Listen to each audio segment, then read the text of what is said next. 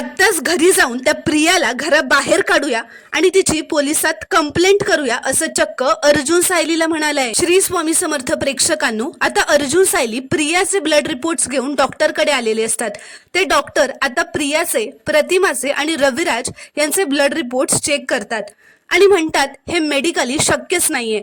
तर अर्जुन विचारतो काय शक्य नाहीये डॉक्टर? तर डॉक्टर म्हणतात हे जे 3 ब्लड रिपोर्ट्स तुम्ही मला दिलेत त्यात आईचा ब्लड ग्रुप हा O निगेटिव्ह आहे, वडिलांचा ब्लड ग्रुप हा A आहे, मग मुलीचा ब्लड ग्रुप हा AB पॉझिटिव्ह असू शकत नाही. तर हे ऐकून अर्जुन सायलीला धक्काच बसतो. सायली त्या डॉक्टरांना विचारते म्हणजे ही प्रिया त्या दोघांची मुलगी असण्याची शक्यता किती आहे डॉक्टर? तर ते डॉक्टर म्हणतात 0. अहो, या ब्लड ग्रुप्स प्रमाणे तन्वी सुभेदार ही प्रतिमा आणि रविराज किल्लेदार यांची मुलगी असू शकत नाही. तर हे ऐकून अर्जुन सायलीला खूपच मोठा धक्का बसलेला असतो. ते दोघंही एकमेकांकडे पाहू लागतात.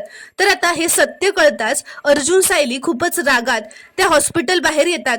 अर्जुन खूपच चिडलेला असतो. सायली अर्जुनला म्हणते अहो, म्हणजे आपला संशय खरा ठरला तर प्रिया तन्वी नाहीच आहे. तर अर्जुन खूपच चिडत म्हणतो ती सिनियरची मुलगी असल्याचं नाटक करते. खोटी तन्वी बनून ती आपल्या घरात घुसली, माझ्या भावाशी प्रेमाचं नाटक केलं, सगळ्यांच्या इमोशनशी खेळली ती.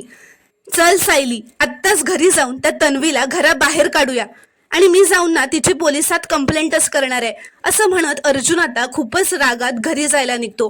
पण सायली मात्र अर्जुनला थांबवण्याचा प्रयत्न करत असते, त्याचा राग शांत करण्याचा प्रयत्न करत असते.